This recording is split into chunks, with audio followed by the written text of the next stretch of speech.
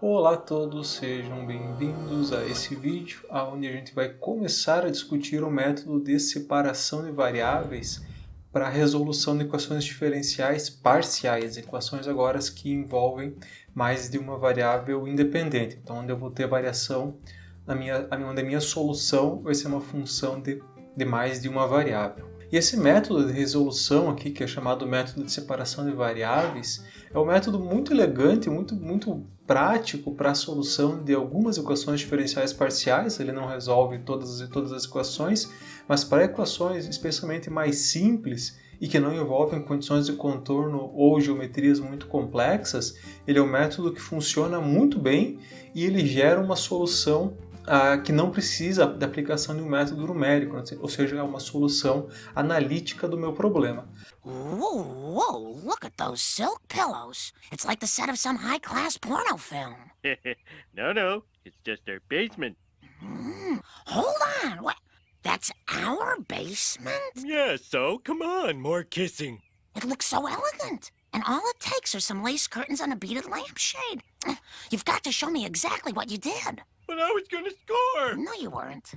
Para começar a falar sobre esse método, a melhor coisa, sem dúvida, é antes da gente falar um pouco sobre um assunto muito relacionado aqui, que são as séries de Fourier.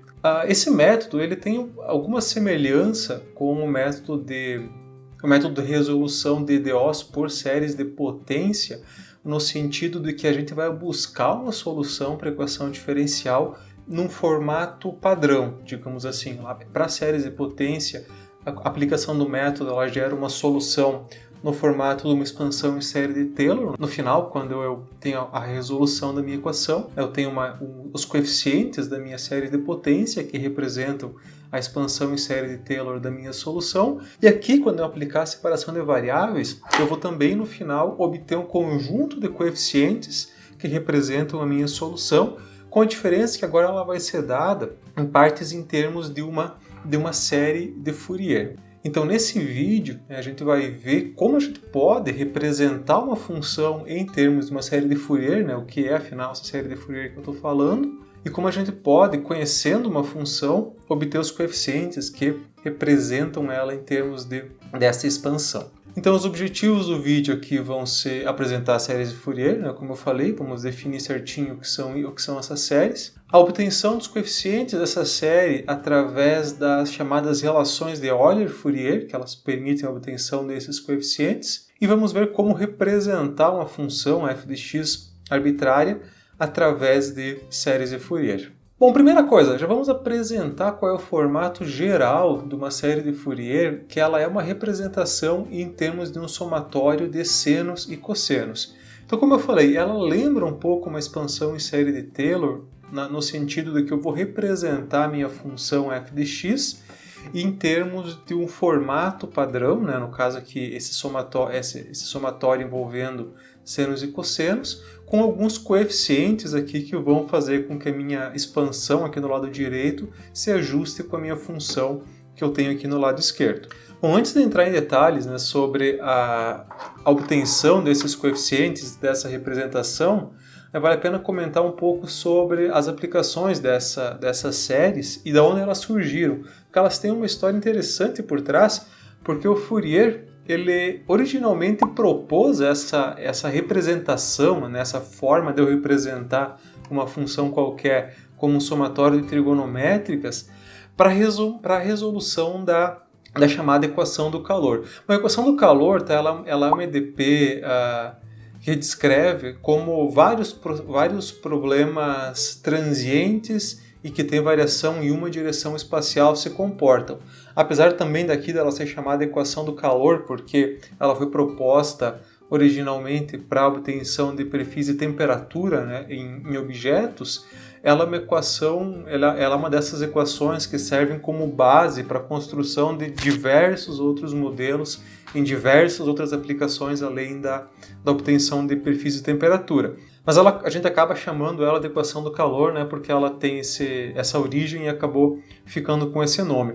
E lá no começo do século XIX, se sabia qual era a solução para essa equação, se sabia uma forma de encontrar a solução dessa equação, desde que a minha distribuição inicial de temperatura fosse uma função periódica aqui dada em termos de senos. Só que se fosse uma distribuição qualquer, né, uma distribuição que não fosse isso, não se tinha uma solução para a equação. Então qual foi a ideia mais ou menos do Fourier na época? Ao invés de tentar buscar uma outra forma de resolver o problema para uma condição inicial que não fosse dada em termos de senos e cossenos, ele pensou, será que eu não posso representar uma função qualquer em termos de senos e cossenos? E aí então eu posso utilizar essa ferramenta para obter a solução da minha equação. E deu muito certo, né? Aí surgiram então essa representação em termos das séries de Fourier, e esse é um exemplo clássico de ferramenta que foi, digamos assim, proposta ou desenvolvida para resolver um problema pontual, mas atualmente essa ferramenta em si ela é muito mais importante do que o problema que ela tentou resolver no começo. Então ela tem muitas aplicações hoje em dia que vão além da resolução dessas equações diferenciais, e que nessas próprias aplicações são muito mais importantes do que a própria equação diferencial que ela estava tentando resolver.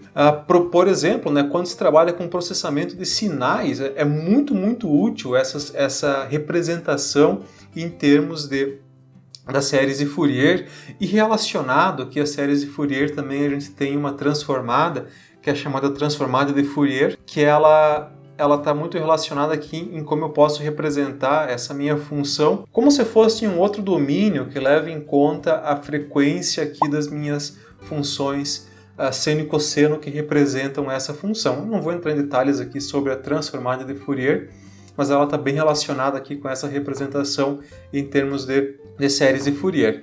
E quando eu faço essa representação de uma função em termos dessa expansão, especialmente isso é muito útil para trabalhar, como a seno e cosseno são funções periódicas, essa representação ela é muito útil para trabalhar com ondas, né, com sinais que envolvam um formato periódico, porque eu consigo, né, através dessa representação, criar como se fosse uma identidade da minha onda, através dos coeficientes dessa minha expansão. Eles servem como uma maneira para eu conseguir identificar e manipular a minha onda. Então isso é muito útil para processamento de sinais, aí desde processamento de imagens, né, vídeos, imagens, até muito utilizado em processamento de som, né, toda a parte de modulação, identificação, né, por exemplo, alguns de vocês talvez já tenham utilizado em algum momento aquele aplicativo Shazam, que permite que você, né, entrando com uma música, ele identifique qual música é aquela. É como que ele consegue fazer isso? Através da decomposição desse sinal em uma série de Fourier. Né? Você tendo um banco de dados, né, que registre qual seriam essa identidade, digamos assim, do meu sinal, eu posso comparar, né, um sinal de entrada com esse banco de dados e ver com qual desse conjunto de sinais que ele se iguala. Aí você consegue saber, né, ter uma identificação desse meu sinal. Isso permite também com que eu modifique o sinal conforme seja do meu interesse. Então programas como Autotune, coisas que manipulam, né, fazem alguma modulação no meu sinal, eles também utilizam muito essa representação em séries de Fourier para conseguir alterar a onda e deixar ela mais ou menos como eu quero. Também é muito utilizado em métodos de análise, tá? Como métodos espectrográficos, né? O FTE é um exemplo clássico aqui, né? FT aqui, né, de transformada de Fourier e ERE de infravermelho. Então ele é um método muito utilizado para a identificação de compostos, né? É um método espectrográfico muito útil. Ressonância magnética nuclear também, né? É um método que está muito baseado aqui com a representação por séries de Fourier e, né, diversos outros métodos espectrográficos que usam de alguma maneira comparam um sinal que eu estou gerando na minha análise com algum sinal conhecido padrão, seja para identificar um composto orgânico ou alguma coisa assim. Eles usam muito esse conceito de séries de Fourier. E também, né, na aplicação de equações diferenciais parciais, que é o que a gente vai focar mais aqui nessa série. Né, a análise, né, de equações diferenciais parciais está muito relacionada com as séries de Fourier. E as séries de Fourier, como elas são dadas então em termos de uma expansão com senos e cossenos, elas estão diretamente relacionadas com funções periódicas, né? Porque afinal seno e cosseno são duas funções periódicas. Então vamos definir aqui bonitinho o que é uma função periódica, para deixar isso bem, algumas questões de nomenclatura aqui já bem estabelecidas. Então eu vou dizer que uma função f de x qualquer, ela é periódica se existe então um período p tal que a minha função f de x se iguala a ela mesma mais esse valor de p, ou né, ela mesma mais esse valor de p multiplicado aqui por um fator inteiro qualquer. Então ela tem esse comportamento, né, aqui um exemplo, né, de uma função periódica, que a cada intervalo p, ela volta para a posição original que ela estava e se repete, né, da mesma forma como ela vinha se comportando até então. Um outro exemplo de função periódica aqui, ela não precisa ser contínua para me representar em termos de série de Fourier, ela pode ser contínua por partes. Então, um sinal, assim, por exemplo, sinal digital, né, que teria uma descontinuidade, né, digamos assim, ao longo do meu sinal, ou alguma coisa com um formato mais ou menos assim, ela pode tranquilamente ser representada em termos de séries de Fourier, apesar de que a expansão em série de Fourier vai ser uma função contínua, mas a função que deu origem para ela não precisa necessariamente ser uma função contínua. Vai falar melhor sobre isso depois. Então considere aqui uma função periódica com período p igual a 2L. Vejam que na expansão em série de Fourier o que aparece nos meus argumentos aqui é esse parâmetro L, que é o meio período da minha função. Tá? Então lembrem que aqui não é o período em si, tá? É metade dele. E a expansão então, né, de série de Fourier dessa função com período 2L vai ser dado dessa forma aqui. Alguns livros, alguns locais, eles dividem esse coeficiente a zero por 2. Tanto faz, na verdade, como você representa. Como ele é uma constante, dividir por 2 não faz muita diferença. A única vantagem de dividir por 2 é que eu poderia, depois quando eu for obter uma representação para todos os coeficientes aqui, eu poderia juntar a representação do A0 com a representação dos outros ANs, tá? Para n maior que 1. Enquanto que se eu deixar ele sozinho, assim, digamos, né, eu não posso representar ele da mesma forma que os ANs. Eu vou deixar separado, então eu vou ter uma expressão para o A0, uma para o AN e uma para o BN, mas em alguns livros aparece aqui dividindo por 2. E tomem cuidado, né? Porque se você estiver usando a série com o A0 dividido por 2, a expressão final que a gente vai obter para o A0 vai ser diferente. Então ela vai estar deslocada, né? Dividido por 2. Então, se você... tanto faz qual é a expressão que seja utilizada, desde que o A0 seja correspondente àquela expressão. E nós temos aqui, então, esse somatório de infinitos termos aqui que envolvem seno e cosseno. Como eu falei, né, a gente sabe que seno e cosseno são funções periódicas. De modo geral, aqui eles estão definidos entre menos 1 e mais 1. E eu estou somando infinitos termos com essa característica. Bom, o que acontece, primeira coisa, conforme esse meu n aumenta. Veja que o n está indo de 1 até infinito. E aqui dentro, né, ele é a única coisa que tá variando. Então, vamos pegar aqui um exemplo só para ilustrar alguns termos aqui de uma série seno de npx dividido por n. Tá? Por que eu dividi por n aqui?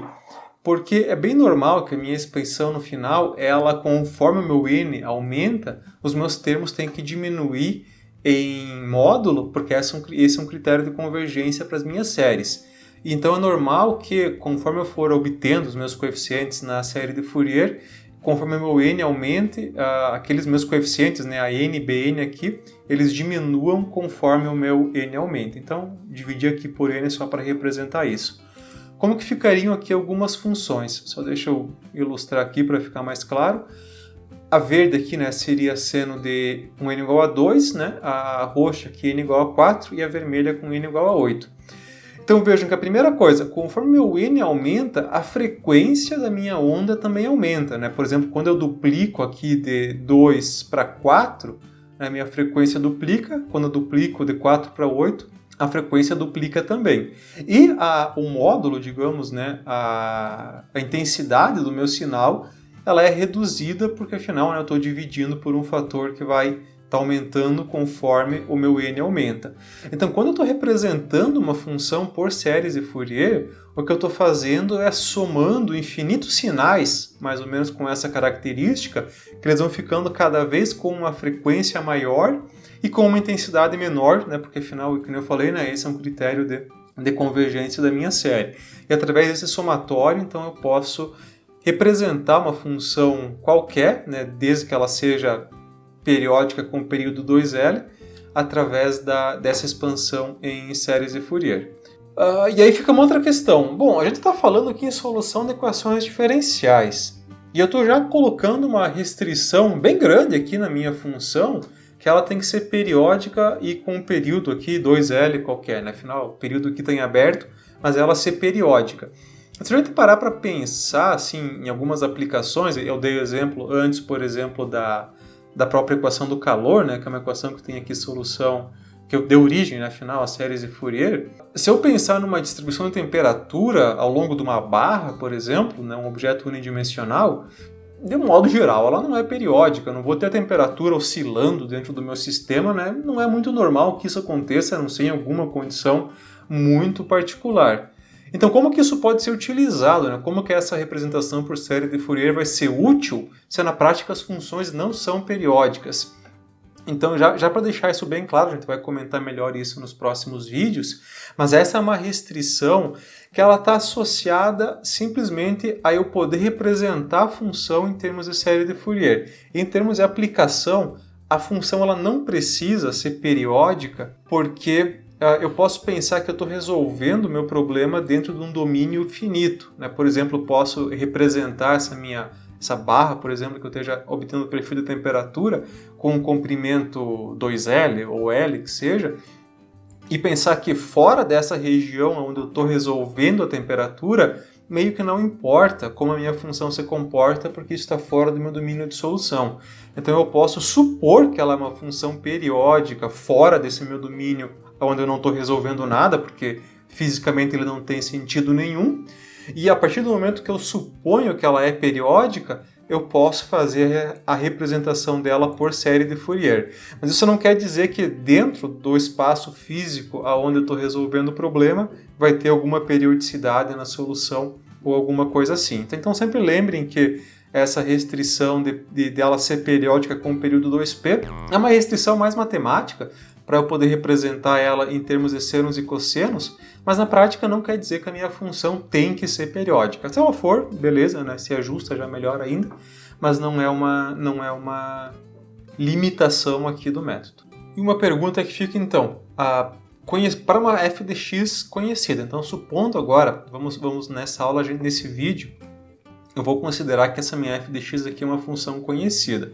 Quais os valores dos meus coeficientes A0 e a NBN que satisfazem, que permitam que eu escreva a função em termos aqui de uma série de Fourier? Então vamos buscar esses coeficientes.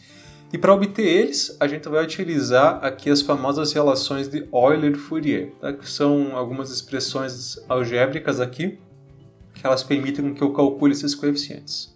Então vamos começar com o A0, aquele coeficiente que está sozinho aqui fora somando os meus somatórios. Então, para determinar o A0, o que eu vou fazer vai ser simplesmente integrar a minha expressão para a série de Fourier de menos L até mais L. Então eu vou pegar essa expansão aqui e integrar ela dos dois lados, então logo eu não estou alterando a igualdade. Eu vou integrar ela dos dois lados de menos L até mais L. Então, aqui fica a integral da f de x dx. De novo, supondo que a minha f de x seja conhecida, essa integral também é conhecida, então eu posso avaliar ela. O A0 é uma constante, então passei para fora da integral aqui. E aquele somatório de senos e cossenos, né, eu posso separar em dois somatórios, né, afinal, né, o somatório de dois termos é a soma dos somatórios. Acho que ficou claro o que eu quis dizer, né? Se eu tenho uma soma dentro do somatório, eu posso separar em dois somatórios. E a integral, como ela é um operador linear, né? Então a integral das somas vai ser a soma das integrais. Os coeficientes eu passei para fora aqui da integral também, né? Porque eles são constantes. Vou ficar nessa expressão aqui. Bom, como eu falei, para avaliar esse cara aqui a gente precisa conhecer a função f de x, né? Mas os outros aqui a gente pode calcular. Vamos começar com o primeiro aqui, né, que é o mais simples, então não tem muito segredo, né, aqui vai ficar a integral do A0 dx, né, vai ficar simplesmente x, avaliado aqui uma integral definida, né, então avaliada de L até menos L, então vai ficar, né, L menos L, vai dar 2L, e essa integral aqui então resulta 2 a 0 L. A integral aqui do cosseno então vai ser mais seno aqui do meu argumento dividido pela derivada do argumento, que podem fazer uma mudança de variável, né, chamar isso aqui de um u se quiserem para ficar mais simples, mas eu vou chegar nessa expressão final aqui. E substituindo então os limites de integração, vai ficar, quando eu colocar L aqui, vai ficar seno de mπ menos seno de menos mπ. E lembrando que o meu m ele é o contador do somatório, então ele é um valor inteiro, né? Ele varia de 1 até infinito. E a gente sabe, né, que o seno de múltiplos inteiros de π é zero, né? Seno de 0, π, 2π, 3π, 4π, ou negativo também, tanto faz, ele vai ser sempre zero. Então essa integral aqui, né, vai ficar 0 menos 0. A integral desse cosseno aqui de menos L a mais L vai ser zero. Então uma coisa a menos para se preocupar. Avaliando a integral do seno agora, que é a última que falta lá. Vai ficar a integral do seno é menos, né, o cosseno do argumento dividido aqui pela derivada dele. Aqui também é avaliado, né, de menos L a mais L. E eu vou chegar aqui então, né, que vai ficar cosseno de mπ menos cosseno de menos mπ. Mas eu tenho que lembrar também uma identidade trigonométrica aqui, que diz que o cosseno de alguma coisa vai ser igual ao cosseno daquela coisa negativa, né? O cosseno é uma função parte, a gente vai falar melhor disso no próximo vídeo também, mas ela tem essa simetria, né? Se eu pegar um valor positivo e um valor negativo, eles vão ser exatamente a mesma coisa, tanto em módulo quanto em sinal. Então, cosseno de mπ menos cosseno de mπ vai dar zero no final das contas, né? Esses valores aqui são sempre iguais e estão subtraindo, ou seja, essa integral aqui também vai ser zero. Logo, vai sobrar só isso aqui, né? A integral do termo f igual a 2 a 0L, isolando o a zero aqui para chegar numa expressão para ele, ele vai ser calculado dessa forma aqui. Então, a partir do momento que eu conheço a minha f de x, eu consigo calcular os coeficientes, o coeficiente a zero aqui, que satisfaz a minha igualdade. Another job well done. Próximo coeficiente, então o AN, né, que é tanto faz aqui qual a gente pode avaliar primeiro, o AN ou o BN, tá? Vamos começar aqui com o AN. Qual a ideia, qual a estratégia aqui para conseguir avaliar esse coeficiente AN? Eu vou, primeiramente, multiplicar a expressão lá para minha série de Fourier por cosseno de n πx sobre L, então onde n aqui é um inteiro positivo, tá? Vejam que n aqui não é o m do meu somatório, tá? Aqui é um valor inteiro qualquer. E vou integrar também de menos L a mais L. A diferença do A0, que eu só integrei, agora além de integrar, eu vou multiplicar todos os termos por esse cosseno de n πx sobre L. Então aqui, né, no lado esquerdo vai ficar a minha função, né, conhecida, vezes o cosseno integrado. De novo, né, se eu conheço a minha f de x, eu posso avaliar essa integral aqui, sem problemas. Ela vai ser função de n, mas, né, a princípio aqui o meu n é um valor conhecido. O A0, né, vai ficar só, passar ele para fora também, então vai ficar só o cosseno que eu multipliquei, mais os somatórios aqui também que eu separei em duas partes. Então aqui o somatório de cosseno de mπx, né, o m aqui o índice do somatório, vezes nπx, e aqui também, né, o seno de mπx com o m aqui do somatório, vezes cosseno de nπx. Bom, aqui as integrais estão ficando um pouquinho mais complicadinhas, então vamos avaliar elas separadamente também. Vamos começar com aquela que está multiplicando o A0 lá, que é a do cosseno. A gente já resolveu ela antes, né? Então vai ficar aqui seno de npx sobre L, aqui multiplicado a derivada do argumento, né? Vai ficar então aqui o seno de nπ com n sendo um inteiro, então vai dar zero, né? Não interessa que o valor de n. E agora temos aquelas integrais que estão dentro do somatório, que é essa integral que envolve a multiplicação de senos e cossenos, e eu tenho, para piorar a situação, eu tenho infinitas delas ainda. Como se não bastasse eu ter uma, eu tenho infinitas integrais aqui que envolvem multiplicações de senos e cossenos. Para a gente resolver essas integrais, a melhor coisa que a gente pode fazer é recorrer às relações de ortogonalidade das funções seno e cosseno. Então vamos fazer um parênteses aqui para definir o que são funções ortogonais e como isso pode ser utilizado no meu problema. Eu vou dizer que duas funções, v e u de x aqui qualquer, são ditas ortogonais num intervalo de alfa-beta se a integral do produto dessas duas funções nesse intervalo for igual a zero. Então isso aqui nada mais é do que o produto interno das duas funções, e se elas tiverem produto interno igual a zero, eu vou dizer que elas são ortogonais no meu intervalo.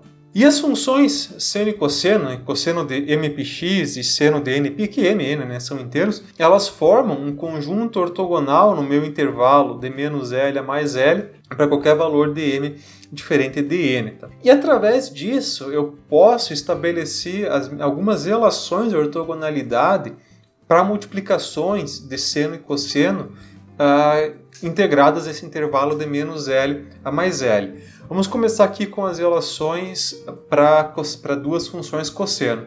Então, se eu tiver a integral de menos L até mais L de cosseno de mπx sobre L vezes cosseno de nπx sobre L, essa integral ela sempre vai ser zero para qualquer valor de m diferente de n, ou seja, se essa minha função aqui tiverem com uma frequência diferente, seja lá qual for elas, essa integral sempre vai ser zero.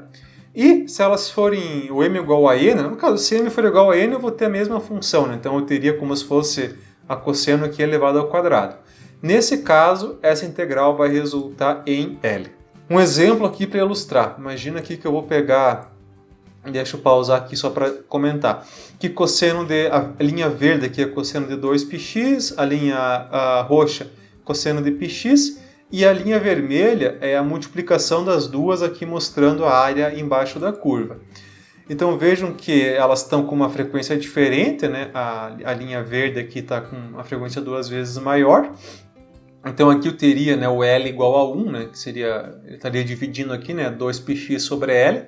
Então se eu avaliar a integral de menos L até mais L, vejo que ela é simétrica, né? Essa área aqui, né, se equivale a essa área aqui equivale a essa área aqui. Então essa integral aqui, quando eu avaliar em todo esse intervalo, ela vai ser zero. Eu vejo que isso só vale quando eu avalio de menos L a mais L. Né? Se eu avaliasse, por exemplo, de menos 0,25 até mais 0,25, a integral ela não ia ser zero, né? Ia ter uma área aqui, uma integral diferente de zero. Mas, considerando o meu L igual a 1, se eu avaliar de menos L a mais L, ela vai dar zero. E aqui, se eu tiver então as duas iguais, né, m igual a n, como eu falei, ela vai ficar a função ao quadrado, então ela é sempre positiva. Aqui a verde, né, tá embaixo da roxa, aqui, né, elas são iguais. E a integral, então, ela vai ser diferente de zero, né, afinal ela nunca é negativa. E eu posso calcular também essa integral do cosseno de 2πx ao quadrado, e eu vou chegar no final que essa integral sempre vai valer exatamente L, né, no caso aqui o meu L que é 1. Segunda relação, quando eu tiver o produto de seno de alguma coisa com cosseno de alguma coisa. Esse valor aqui vai ser sempre igual a zero, não interessa quanto valha o meu m e o meu n. Então se eu tiver uma multiplicação envolvendo cosseno de mπx com seno de nπx, não interessa quanto vale os meus argumentos, pode ser igual ou diferente, a integral é sempre nula. Aqui para mostrar também, então, cosseno de 2πx com seno de 3πx. Vejam que, de novo, se eu avalio só um pedaço do meu intervalo, a integral ela é diferente de zero, mas se eu avalio ela de menos L até mais L, ela fica exatamente simétrica aqui, né? Então as duas áreas elas se equivalem e a integral vai ser zero. E se eu tiver as duas iguais, né, o mesmo m com n igual, isso continua sendo verdade. Tá? Então nesse caso, como são funções diferentes, a multiplicação delas não vai ficar, né, uma coisa sempre positiva, então essa integral aqui continua sendo zero quando eu avalio de menos L até mais L, independentemente do valor dele. E por último, multiplicação de seno com seno é a mesma lógica da multiplicação dos cossenos. Ela vai ser zero sempre que as duas, o m for diferente do n, e ela vai ser igual a L, né, vai ser a função ao quadrado, então vai ficar a integral igual a L, se o meu m aqui, no meu índice m, for igual ao índice n. Beleza, então vejam que tem muitas poucas circunstâncias onde essa integral ela é diferente de zero, né? De fato, ela só vai ser diferente de zero quando eu tiver multiplicação de ou cosseno com cosseno, ou seno com seno, e eu tiver o mesmo índice aqui. Então aquele somatório lá, né, ele não vai sobrar muito termo lá para contar a história. Vamos usar essas relações então para avaliar as integrais que apareceram lá. Vamos começar com essa integral aqui do cosseno vezes cosseno. Se eu abrir essa integral, né, abrir o meu somatório aqui, desculpa, o que eu teria então? Ele começa em 1, né? Então ficaria o A1 vezes cosseno de m igual a 1, né? Então cosseno de πx sobre L, cosseno de n πx sobre L. Né? Lembrando que eu não especifiquei quanto vale seno, eu só sei que ele é um inteiro. Mais, né, o A2, né, mesma coisa, cosseno de 2πx sobre L, né, cosseno de nπx sobre L.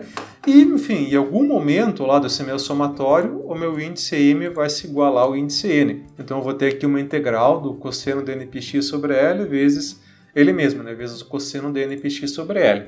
E como a gente viu antes, essas integrais aqui, onde o m for diferente do n, todas elas vão ser nulas. Só esse termo aqui que envolve a multiplicação do cosseno de, quando eventualmente o índice m se igualar ao índice n, é que ela vai ser diferente de zero. Então eu vou estar somando aqui vários termos onde é tudo zero, com exceção desse aqui. E além disso, né, para simplificar um pouco mais, a gente sabe que quando eu estiver nessa condição aqui, essa integral aqui vai resultar em L. E então esse somatório de um monte de infinitas integrais aqui no final das contas vai sobrar só o quê? Só a n vezes L.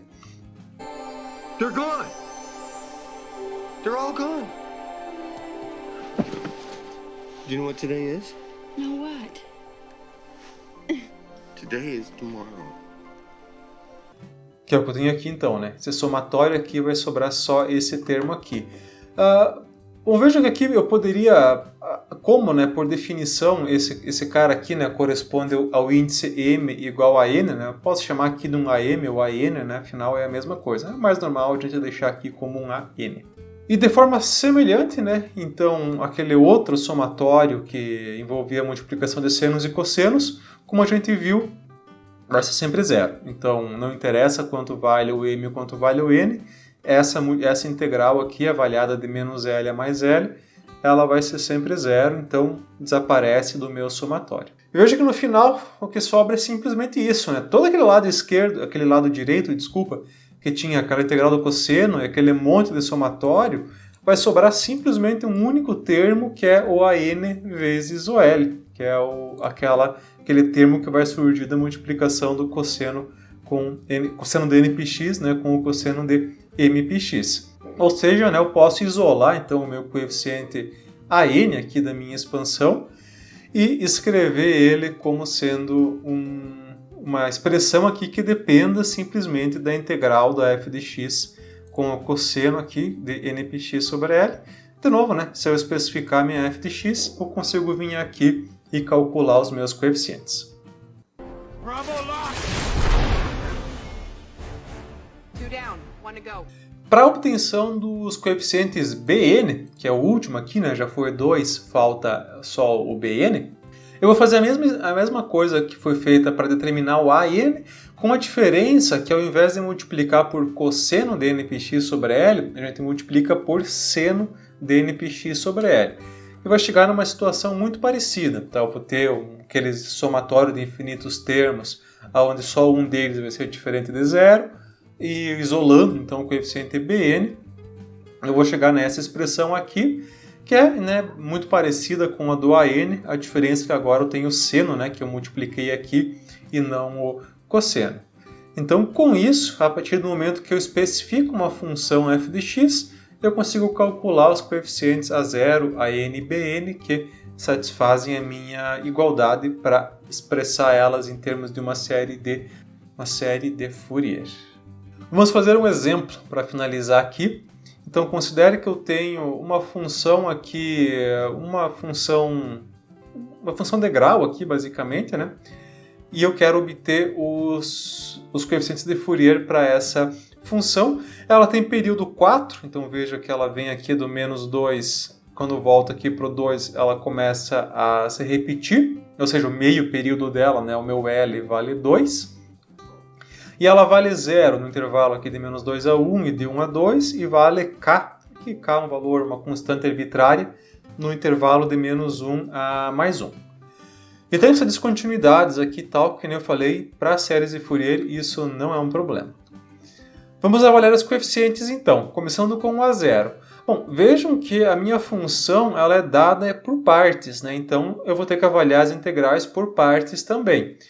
Então meu A0 aqui é dado como 1 sobre 2L, integral de menos L a L da f de x. Então eu vou separar aqui a minha integral nos meus 3 intervalinhos que eu tenho ela definida. O L vale 2, então aqui vai ficar 1/4. A integral de menos 2 a 1, nesse intervalo a função vale 0, tá? Então a integral vai dar 0. A integral de menos 1 a 1 da função nesse intervalo que vale k, e a integral dela de 1 a 2 no intervalo que ela vale 0 também. Que vai ficar aqui, então, resolvendo a integral, né, vai sobrar só esse termo aqui, vai ficar k vezes x, avaliado de menos 1 até mais 1, né, que vai dar 2k, né, e simplificando com o 1/4 aqui na frente, eu vou chegar que o meu coeficiente a 0 vale k sobre 2. Ok, para os próximos coeficientes, então, eu tenho aqui os AN. Tanto faz aqui a ordem que a gente avalia, vamos começar pelos ANs, dados por essa expressão aqui. Mesma lógica, né? Eu vou separar os intervalos de integração dados de acordo com a definição da minha função. De novo, né? Essas integrais aqui é onde a minha função vale 0, vai dar 0, né? Obviamente. Mas, se fosse diferente de 0, aqui eu teria que avaliar, né, os intervalos, as integrais aqui separadamente. Vai sobrar só essa integral aqui que envolve o termo do cosseno, né, multiplicando aqui 1/2 aqui na frente. Resolvendo a integral aqui, então, a integral do cosseno, né, vai dar mais seno, multiplicando aqui pela derivada do argumento aqui, já cortando com o 2 que tinha lá fora. Então, vou chegar nessa expressão aqui. Vai ficar aqui, então, seno de nπ, né, quando eu colocar o 1 mais 1, menos seno de menos nπ. Mas lembrando também, né, da relação da identidade trigonométrica que a gente tem para o seno, parecida com aquela do cosseno que a gente viu antes, que se eu tiver seno de uma coisa positiva, tá? Seno de θ é igual a menos seno de menos θ. Então eu posso escrever, né, seno de nπ sobre 2 menos seno de menos nπ sobre 2 como 2 vezes seno de nπ. Então eu vou chegar nessa expressão aqui no final, né, para o meu n aqui indo de 1 até infinito. Muito bom, então a partir do momento que eu especifico o valor do k, né, que eu deixei em aberto aqui, eu posso calcular os meus coeficientes. Para o bn, a mesma coisa, tá? A diferença é que eu vou ter a integral do seno, né, e não a integral do cosseno. Já vou deixar de fora aquelas integrais da parte onde ela vale 0. Vou chegar nessa expressão aqui, que eu vou ficar então no final cosseno de nπ sobre 2 menos cosseno de menos nπ sobre 2. E como a gente viu também, né, que o cosseno de uma coisa positiva é igual ao cosseno dela negativa, então esse termo aqui vai ser igual a 0, ou seja, os meus coeficientes bn aqui vão ser todos nulos. E se o n fosse inteiro também, né, aqui ficaria cosseno de um múltiplo inteiro de π aqui, de um múltiplo da nπ sobre 2, daria 0 de qualquer forma. Com isso, então, a minha função f de x ela pode ser expressa nesse formato aqui. O termo do A0, mais o somatório aqui, então, envolvendo os meus ANs, vezes os termos que envolvem o cosseno, aí os termos do seno desapareceram porque os coeficientes bn eram todos iguais a 0.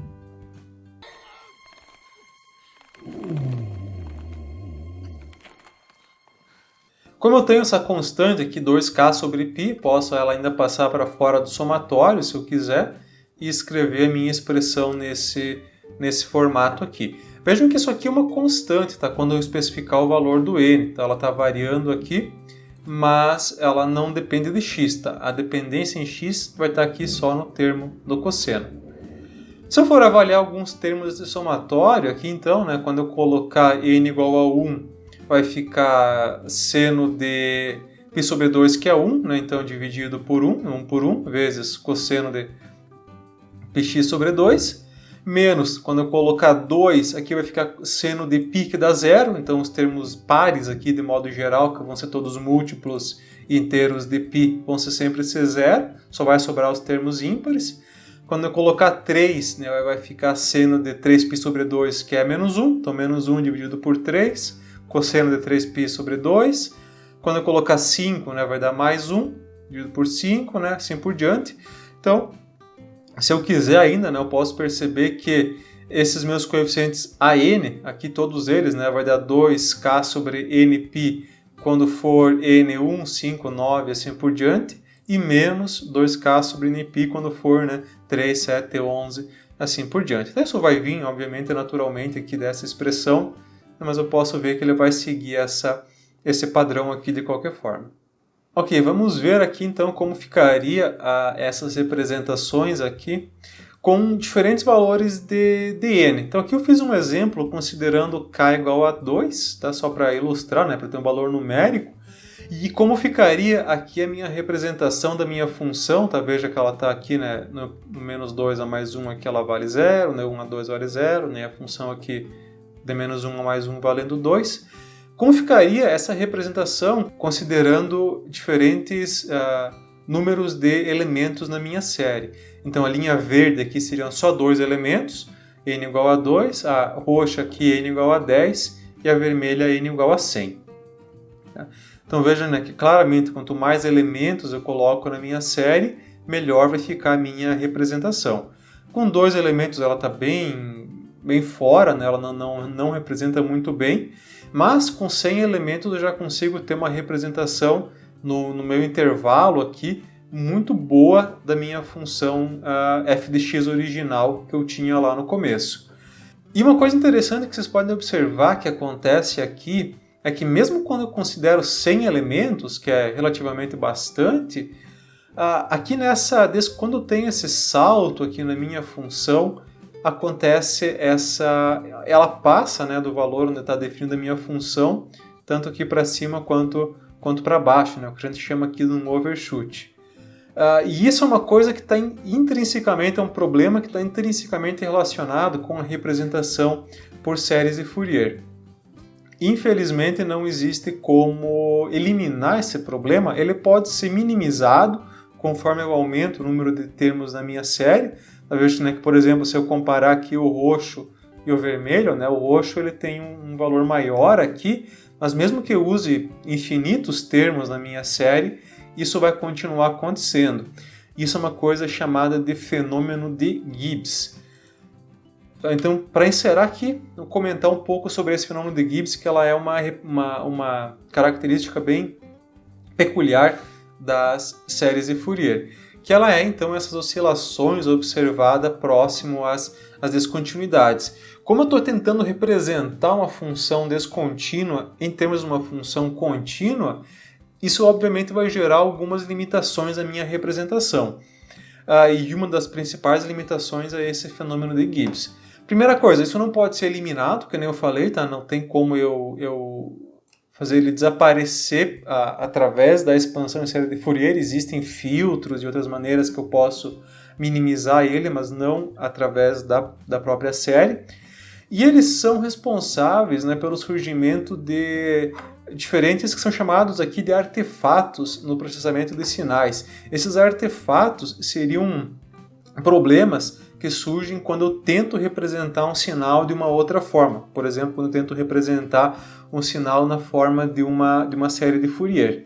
Isso gera problemas na compressão de sinais, né? Por exemplo, um fenômeno muito comum associado a isso é o chamado pré-eco, que acontece na compressão para MP3, né? Quando você converte uma música, por exemplo, para MP3, ele é uma oscilação que aparece no meu sinal, então como entendido aqui como um sinal sonoro, que aparece antes de eu ter uma variação muito grande, por exemplo, gerada por um instrumento de percussão, né? Que você tem uma onda que estaria mais ou menos num certo intervalo, e quando você tem a entrada da percussão, você tem um salto, né? Então isso gera como se fosse uma descontinuidade na minha onda, e por conta dessa representação em série de Fourier ter o fenômeno de Gibbs, isso gera um surgimento do sinal antes da hora, por isso ele é chamado de um pré-eco, né? É como se fosse um eco que acontece antes do sinal de fato ser gerado.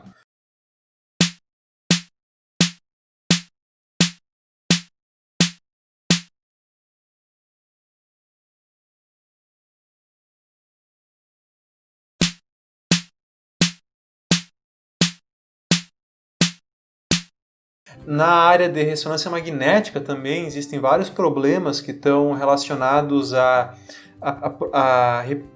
fenômeno de Gibbs, que podem gerar esses artefatos de anel nas ressonâncias. Isso pode às vezes dificultar o entendimento do exame, por não saber se isso é um problema da representação por série de Fourier ou de fato alguma coisa que está sendo representada no meu exame.